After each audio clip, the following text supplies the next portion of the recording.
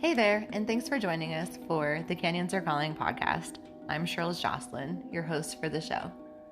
Today I talk with California legend Scott Swany.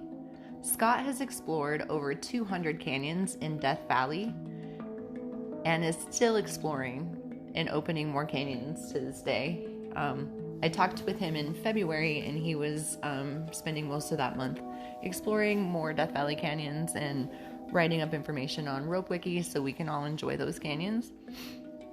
Scott Swany is an interesting man. He is self-taught caver, self-taught rock climber, self-taught scuba diver, self-taught cave diver, self-taught canyoneer.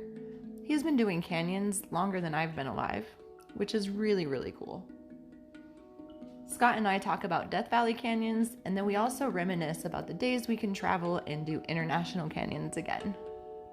I hope you enjoy the show. Thanks for listening.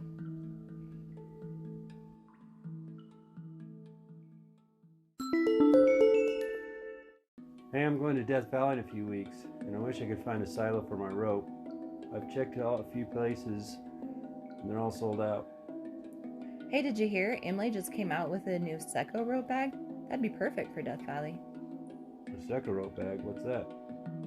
The Seco rope bag is designed specifically for dry canyons. It's made of Cordura and vinyl, so it's more lightweight and compact than the ones made with foam. Wow, that does sound perfect. Where can I find them? Most of the retail places that sell Emily Canyon gear should have them in stock, or you can find them at canyoneeringusa.com. Cool, thanks for the information on the new product. I really love Emily Canyon gear. I'm going to check right now. Cool, I'll have a link for them in the show notes, so it'll make it easy for you to find out more about them.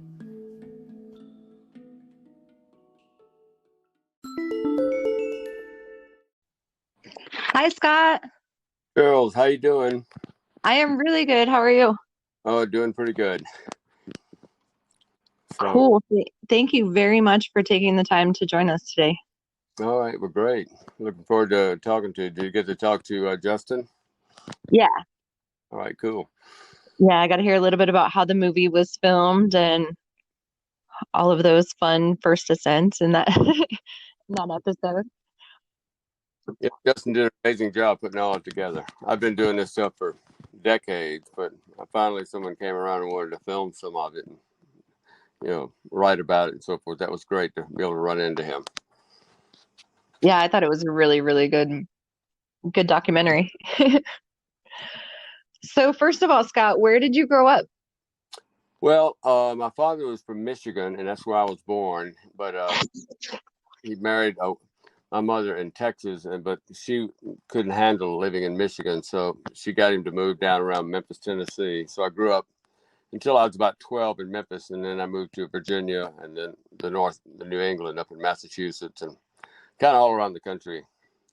He was a real estate developer, so we traveled a lot, quite a bit. Okay. And were you always into the outdoors? How did you get into that? Well, most of my outdoor adventuring type stuff, I had already been into all kinds of things as a kid, like climbing trees and towers and water tanks and bridges. I was kind of always thrilled by heights and excitement like that. But in 1965, when I was 17, we moved to Virginia, and I happened to be working on a farm, and there was this huge cave. I was baling hay for this guy for 75 cents an hour. And I said, what is that? And he said, well, he had it fenced off. He said, we don't want any cows going in. I said, is it a cave? And I said, was anybody ever going? He said, no one ever goes in those things. And so immediately I was enthralled by this cave sitting there. So I asked him to go in, and I started finding caves all over around Union, West Virginia, and Lewisburg, where we lived. So there were huge pits, and I could not get in the caves. So I had to go get a rope, which is actually just a hardware rope. It was actually off a boat that I had, an anchor. And taught myself how to rappel. Then I realized you can't hand over hand up a rope. So you got to learn how to use the cinders and prusik knot. So I self-taught myself on that. And then the rest of that year, I just exploring new unknown caves just by myself. My brother occasionally went with me. So it was quite an experience, just like self-taught, going back in these caves. A lot of them were vertical pits and things like that I had to get down and be able to get back out of. So it was kind Like how far of, were deep were the caves? well, I these were all unexplored caves. They were all over the place. And according to these farmers, I met other farmers and people around that had caves. There were sinkholes everywhere around Union, West Virginia. Now it's really quite known as. Are we talking like 200 feet, 300 feet? Like how far were you descending and reascending back up? Oh, well, I didn't do vertical pits that deep. Okay. I was just doing, Okay. so there were cascades and climbing and scrambling down, but I always needed to have enough rope I could leave a rope. I did learn that. Put an anchor. Okay. I learned how to put an anchor in a cave, and I would be able to send back up. So Okay. it was all self-taught stuff, and I got a few caving books, but then once I learned how to use a rope, Seneca Rocks in West Virginia, back in 1965, I started climbing, self-taught there as well. Talking to my relatives or people I worked with how to belay me, and started leading right off the bat, climbing over at Seneca Rocks. So it kind of all got connected. The vertical world started happening, and I was incredibly excited about it, that I could explore these things. At that time, I wasn't into documenting anything, so I would just go in caves and find my way back out, and never wrote any of it down. And now they're all known caves. Okay. It was just myself, just exploring. And which later I went to, when I was into climbing, I moved to Colorado and went to college at the University of Colorado in graduate school, and started going into Utah for climbing trips into the Desert Towers. And there in 1972, when I was in Canyonlands and Arches, I just started taking my ropes and dropping into canyon just for the fun of it. So let me go down and leave the rope here and climb back up and scramble around, see what's down in there. So I was actually canyoneering back at that time, not even knowing there was ever going to be a sport like that. It's just like caving. I just wanted to go in and see what was there. It was exciting to go in. Okay. Again, never documented anything at the time because there was no such sport as canyoneering at that time. Right. That's how I got my start in that. Okay. But I continued on in the climbing world quite heavily. I moved it when I was in Boulder. I was doing quite a bit of rock climbing and started to travel also internationally, and then got into big mountains.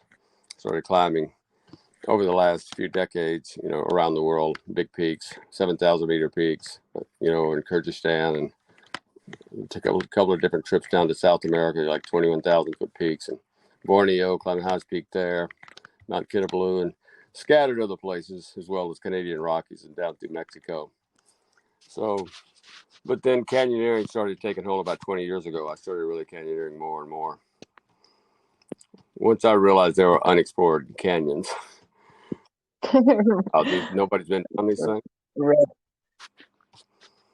So, as a matter of fact, my 1976, I drove through Death Valley and saw all the tourist stuff, and I said, well, okay, I've already seen this park. I'll probably never come back here again. Not having any idea there were canyons in Death Valley at that time. And then, of course, once I discovered there were canyons, back about 20 years ago, when Chris Brennan started opening up canyons in Death Valley, I just immediately started going there. And I said, they're all in one mountain range, and that's 7 mountain ranges in Death Valley, and no one's ever been in any of those canyons. So that was what really spurred me on to start exploring for new canyons. Okay. And how many canyons have you opened in Death Valley? Have you explored there? What do you say? I've probably had 260 new canyons that I've done. I've been on the first descents on. Somewhere probably a little more than that. Now, I did 2 last weekend and another one before that. I laid off canyoneering for the last few months due to some health issues, and I just took a break from canyoneering. So now I was climbing peaks again all last summer. Still have more to do in Death Valley, so I'll be starting back up again. That's incredible. Just the fact when I was caving, I said, I'm the first person that's ever been in here, and that was just incredibly exciting. Later, I joined some cave and grotto clubs in West Tennessee, grotto out of Memphis, and I was over in Tag Country, Tennessee, Alabama, Georgia, all around Chattanooga, and I started doing a lot of the deep pits there, like Fern Pit, Fantastic Pit, all the Surprise Pit, all these were huge drops, 440 foot, 560-foot drops. You go down in a caving rack and ascend back up. So that was kind of what I was doing at the time. And after that, I just said that's anytime I can go somewhere that no one's been. That was what opened up the world to me for excitement. And canyoneering is just the place I can go down something that no human's been down. Do you ever repeat a canyon after you've gone down I it? did at first, like 20 years ago. I started doing a lot of canyons in Death Valley. I did many times, including the San Gabriels and other places. And I was doing a lot of trips to Utah. I did quite a few canyons in Zion and all through Escalante and other scattered areas of Utah. But usually, like peaks or climbing walls, I always like to do it. And I said, why do the same one when I got a new one that I haven't done before? So I always feel like I just need to keep doing new stuff. Keep exploring new Yeah, ones. I just, even though I love the canyons or love peaks or love rock climbing walls, or I used to run rivers, I was whitewater boater, I never wanted to really run the same one when I new ones that I could do. So that's always been my general policy. Just keep finding new stuff to do and not repeat myself. Some people repeat themselves over and over on many things, and it's just once Yeah. the next time it's boring compared to what it was the first time. So I want to just keep moving on and trying new stuff. Very cool. What are some of your favorite Death Valley canyons? Well, I got in the last few years, and some of them with Justin. We started doing really the big drops, started finding the big water drainages where they poured over some really immense walls. So I'd done, I don't know, 15 years ago, I did like the Widowmaker drop in Undertaker Canyon. It had like a 600-foot drop in there. And after that, that really kind of excited us. We had a 660-foot rope. And then since then, we've done quite a few other canyons that had similar drops, big drops in Death Valley. So very few people seem to want to go do those. You need to have a long rope. So, and the majority of people, just aren't into the big drops. They prefer just more mellow canyons and cascading down. But the big wall, I've done big walls like El Cap. I've done a couple routes on El Cap and other, grade 5 and grade 6 walls in North America, as a climber. So the heights didn't bother me being up, up off the ground or sleeping in a portal ledge or things like that. Mm-hmm. So we've done quite a few big drop canyons in Death Valley. Most of them have not been repeated. I would say. By anyone or by just you guys? Well, I put them on, most of my stuff I put on Rope Wiki or any place where I could put them, but generally it's been on Rope Wiki. So I leave it to the public. Very seldom, a lot I've ever heard that anyone has ever repeated any of these things. I don't know. They're available to public knowledge, and I encourage people to do all of these things. Yeah. But they just don't get it. We did a couple of big drops in Yosemite with Justin. I don't know if he told you about that, but we did a first ascent on Sentinel Falls, across from El Cap, across from Yosemite Falls. That had a 540-foot rappel in it. It was a wet. We just talked about that. That sounded really cool. So it's not just Death Valley. Anywhere there's some big drops and walls and canyons, I'll go anywhere for them. Just need the travel money to take off and go. Right? What are some of the most hideous canyons you've done that you would never repeat again? Actually, I probably would not say that. Even Would you, I guess, since you never repeat a canyon anyway, what would you not recommend other people repeat? Really, almost some of the most arduous experiences of my life, and the most difficult, or the most painful, or terrifying, and things like that. Or sometimes I look back now the suffering is over. They're great stories. So I'm kind of glad that I did them at the time. At the time, it might have been, but I've frozen to death almost several times and been hypothermic and couldn't even talk and couldn't. Many other things have happened, as well as the mountaineering world. Climbing. Many other things have happened to me before. So as far as canyons, I every time I've been in a new canyon, I usually enjoy it. Even if it's not the greatest canyon, even if it's wet or muddy or caves or things like that I've been very uncomfortable in, I still don't. When you say hideous, I don't. They might have been challenging and difficult, but they were worthy in my just for the adventure. Just to be out there. Yeah, we got to document. Anytime I've documented anything, I said I'm putting something out to the public, in a knowledge of what's there. So it's like all the canyons that I ever do, I immediately put them out to the public, so anybody can have access to go try these canyons out, or caves, or anything else. Right. I did I've done quite a few. I'm starting to get more and more into Grand Canyon canyoneering, and one of the first trips I did there, I bought a new pack raft and got down, and the experienced group I was with, they all inflated, pumped, blew up our pack rafts after we got out of the canyon, and everyone took off.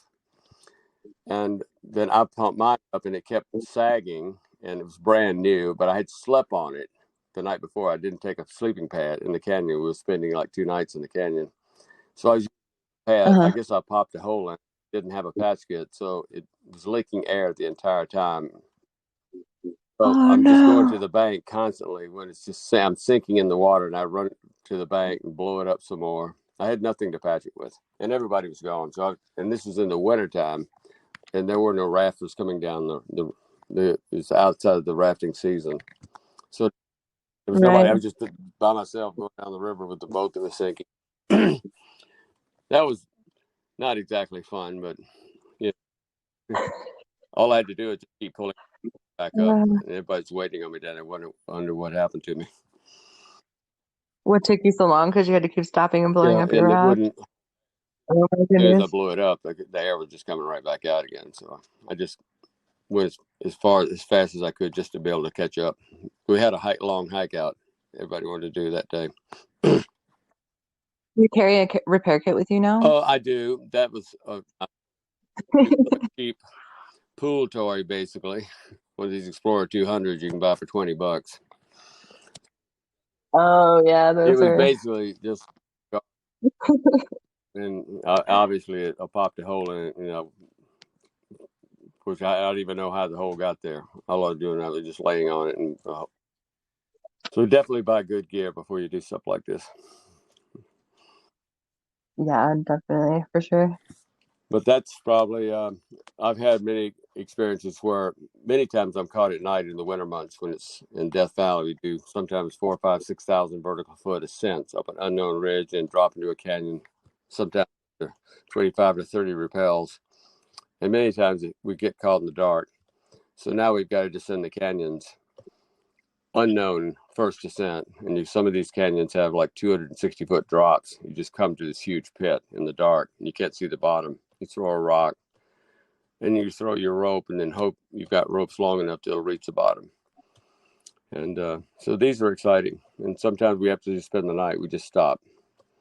So I'm not documenting the canyon in the dark, so I just have to wait till daylight and not have a sleeping bag or not have any warm gear, and kind of shiver and laying there on the rocks until morning. So that's happened quite often. Some of the other canyons that I've done in Death Valley, there's no water. And several times I've done these 3-day trips where I spend 2 nights, and I'll carry, like 6 gallons of water with me, or, just a vast amount of weight just to haul. Usually I try to drink about 1 gallon a day, but there's no water back in there. So if you don't have water, you could be in big trouble. Yeah.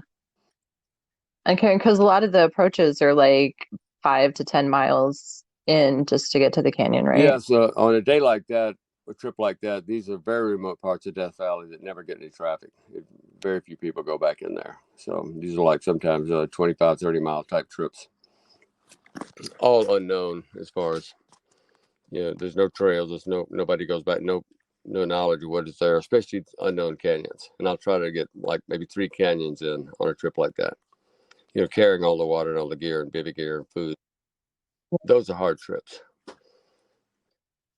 Yeah, that makes sense. So, do you stick to Death Valley just because of the fact that it's the most unexplored area for canyoneering, or because you kind of like that terrain and the area there? well, I just happened to be out in Los Angeles 20 years ago, and when I'd heard Chris Brennan was doing canyons, I was doing all the San Gabriel canyons and San Bernardino Mountains around San Jacinto and other places, La Padre National Forest, hitting all the local canyons.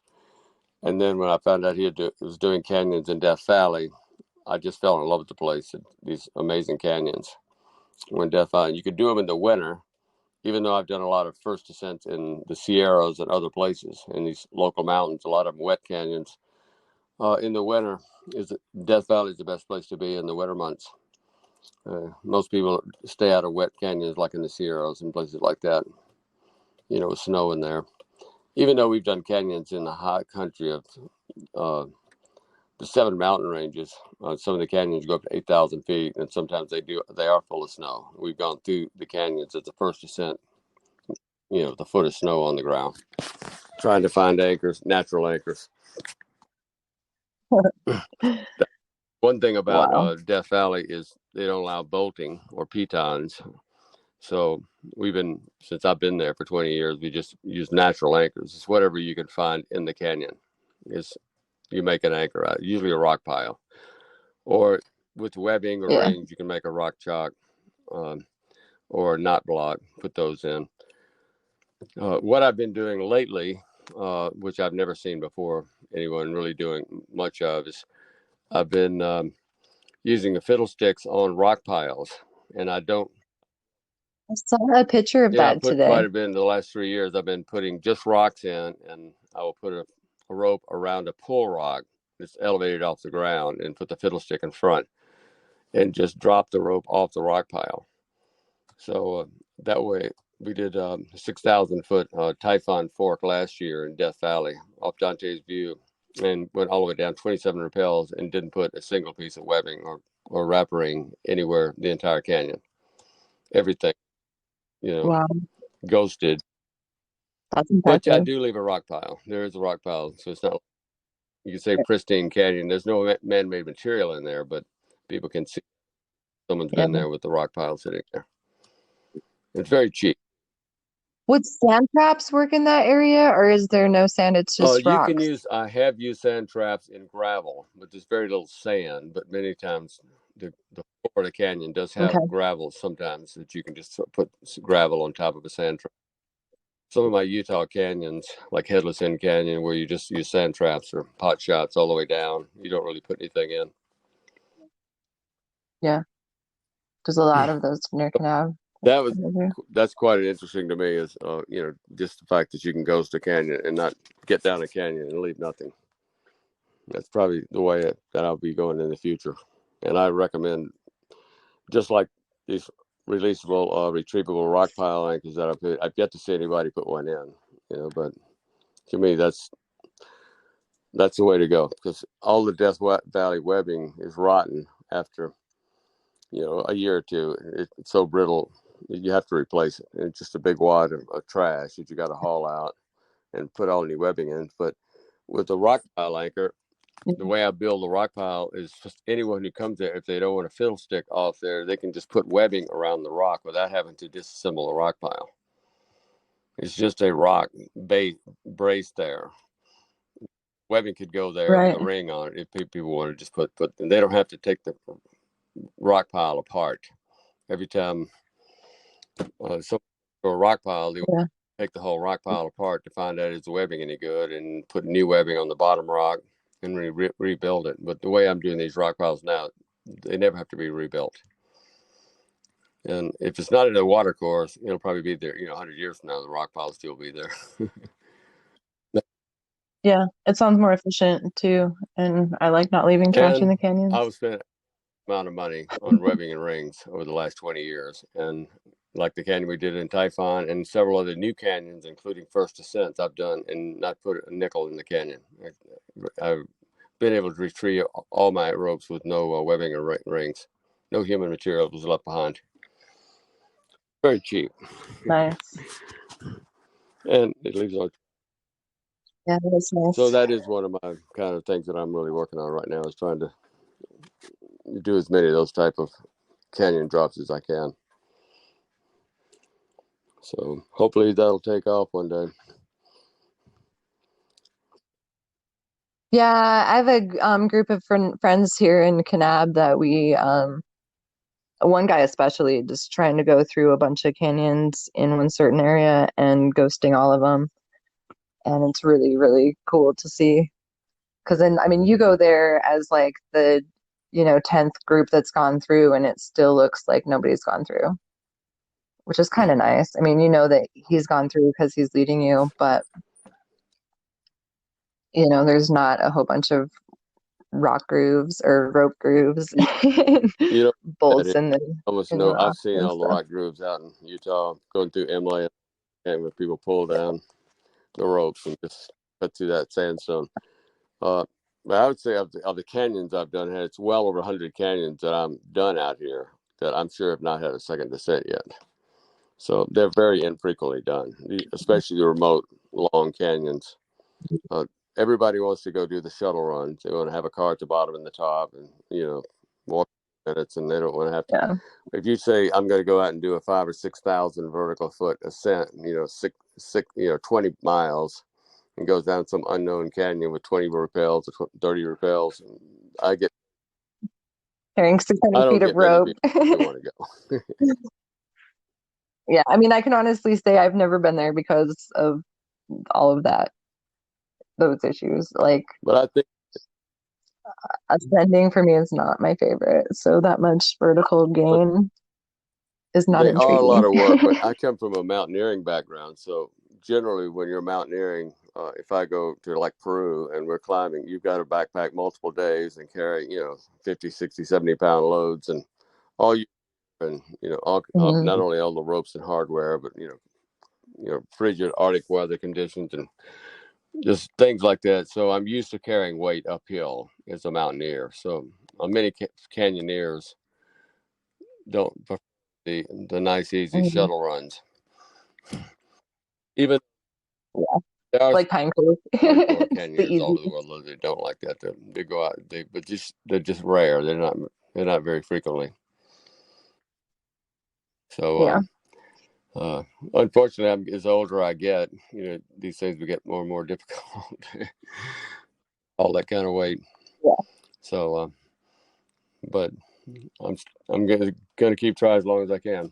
I'll be 73 this spring, and like last weekend, knocking out 2 new canyons. Both of them were very long hikes, like 14 miles Saturday. Up some unknown area and come down a new canyon. Hauling all the weight and water. So it's still rough, but I can still do it so far. That's impressive. So anyway, I'll probably never give up on canyoneering, because anytime there's a new canyon, as soon as I know it exists somewhere, I scout and I look, and I'm on Google Earth and topo maps, and anytime I see something that looks like a canyon, I have to go look now. I'm all intrigued that I've got to go. The only Earth, all that is okay, but you really have to get in foot and go into a canyon to really see it and to know what's documented and know it's never going to look nearly as good until you really get there. I agree. Yeah. How many more canyons do you think there are in the Death Valley area? It's hard to know exactly. It's the largest national park in the 48 states, 3 million acres. It was 7 different mountain ranges. And when Death Valley went through there in 1935 and started the park, there were countless mountain, backcountry roads, mining roads, things like that were scattered like all over the West through BLM lands and national forest lands. But Death Valley closed off nearly all of those roads. So they have scattered roads. There are roads, but many times you have to park just park on the pavement and take off on foot. Just like I did Saturday. You just parked on a paved road, and there is trails back in there, the mining roads, but now there's nothing. So they're very long approaches to the remote areas, and with no water, and like in the Sierras, I can take off with no water and get water anywhere I want. But when you're in Death Valley, having to haul the water is quite an obstacle, and you're not going to get far without having enough water for your trip. Yeah, for sure. The wintertime, though, it's the rainy season, and there are a lot of potholes. They do fill up with water in the winter, so I do get water whenever the rains happen. Occasionally, I've had a swimmer out here, not many, but one in the wintertime with no wetsuit, and it's just wall-to-wall water over my head, and you just got to go through with your clothes and come out on the other side and freeze for a while, trying to warm back up. And that particular day, I didn't have a dry bag. I had nothing with me. I just had to go through with a pack. Because I was not expecting, like in Utah, the potholes, but in Death Valley, you usually don't have standing potholes. You got to swim through. Right. But every time there are heavy rains, all the potholes do fill up. They just drain out.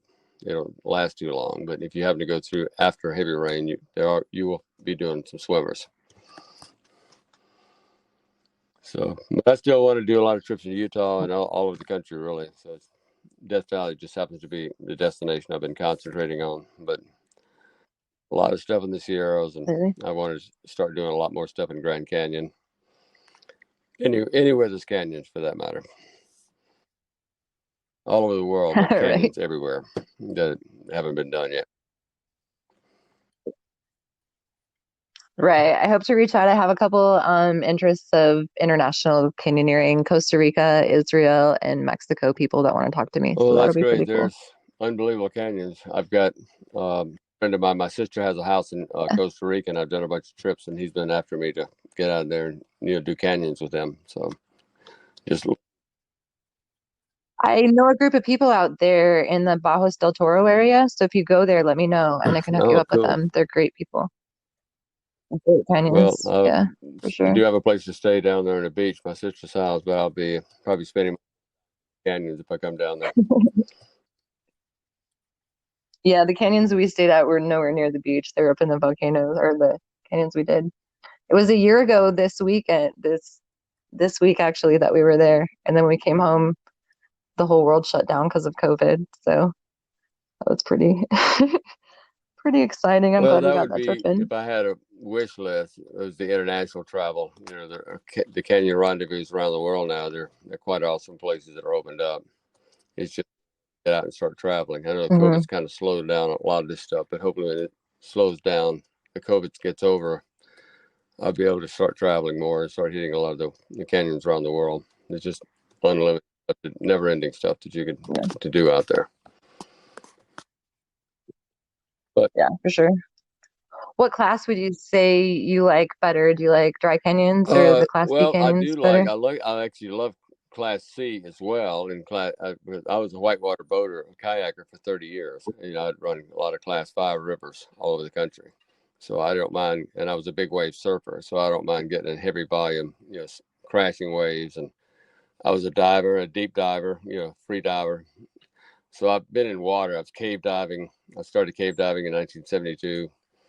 I do solo cave dives all through the caves in Florida, and I was cave diving in Yucatan down through the cenotes. So water has always been high on my priority as far as fun things to do. So Class C is very exciting to me, to get in with heavy flow and dealing with all the currents and the proper anchoring techniques. Even though I drowned, I was upside down in a waterfall, and my device jammed, and I flipped upside down because it was an overhang, and I had the pack on my back. It was the first descent, and I was the first one down. We didn't know it was an overhang. When the water hit me, flipped me upside down, and then if you want to say a horror story, this was a horror story. I had a squirrel, and when I flipped upside down, I had the tension set because the heavy flow, I knew I was going to have a lot of force on me with the water. When I flipped upside down, it jammed the squirrel, which had never happened.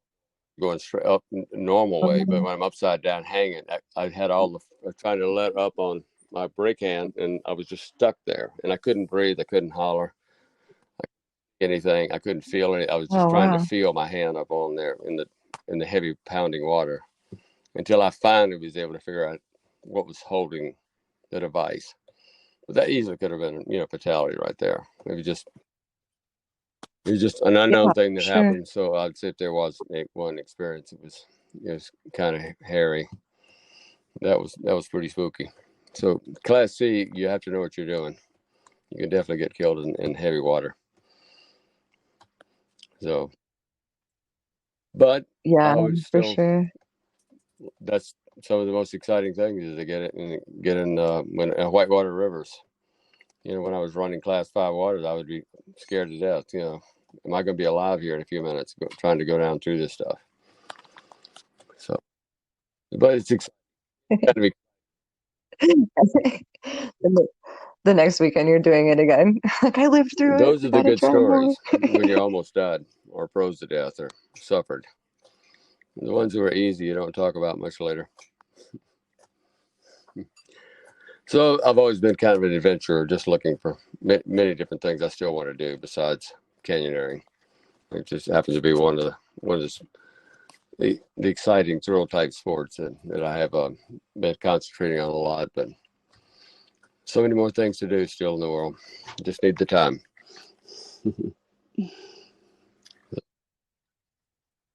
Yep, I hear you there.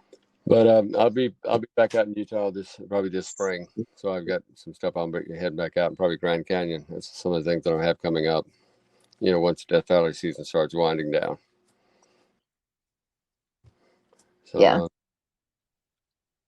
look forward to seeing you when I come out there. Yeah, I was gonna say, like, hit me and Tom up when you come out. Okay, We'll try that'll to be get out with you. cool. That'd be cool. Cool. Do you have any safety tips for our listeners today before we end our call? I guess basically just education. I learned the hard way about the seat of the pants and ridiculous, stupid ways of doing things. So you definitely should have all proper training and having yourself, all be prepared. I grew up out that being prepared was always one of my things that I've said my entire life, and I was not prepared in many things that I did initially. Those are regrets, and I should have started. So I would say the safety thing is just get properly prepared and trained, and get a lot of practice in, and before you go do things that are these types of sports, can kill you if you don't. So unfortunately, people die in all these type of sports around the world. So the more experience and knowledge you get, the safer you are. You know how to take care of yourself. Well said. Well said. All right, Scott. Well, I think the canyons are calling. We should probably go. I really appreciate letting me get a chance to talk. Just kind of rambling on about it. You're welcome. Oh, wait, before we end, is there anywhere you want people to look for you on social media or anywhere? Instagram account, but haven't been posting on it. I even planned on starting. It just takes so much time to put everything on these different medias. So I completely agree. Swany on Facebook. I'm a Facebook fan myself. It's easy to find me there. Perfect. I'll also have a link to the first ascent video. Okay, so if anyone wants to watch that. Thanks so much for promoting this. It was super. Yeah. Thank you, Cheryl. Cool. I appreciate it. All right. Much. Have a great night. Take care. Bye-bye. Thanks for listening to my chat with Scott today. I hope you enjoyed it. As this show grows, I get really excited when I get 5-star reviews. So I got another one on Apple Podcasts from RedDVM. Says they found this on a whim. I was looking for a new podcast, got into canyoneering over the past couple of years. Magic. Thanks for putting in the work in. Great podcast. Thanks for the reviews, guys. Keep them coming. It really gets me more excited to make more episodes. So, yeah, spread the word. Help me grow the podcast. If you'd like to join us on Facebook, there's a Facebook group page, The Canyons Are Calling. I'll have a link to that in the show notes. We're on Instagram at Canyons Are Calling. I'll also have a link for the show notes. I'll have a link for Scott and for the movie First Descent. Also for the Seco bags that Dave and I talked about in the beginning of the show. And Canyoneering USA, so you can find out more about canyoneering, read Tom's latest raves, order gear, keep me busy at work. Anyway, Canyons are calling now. Gotta go.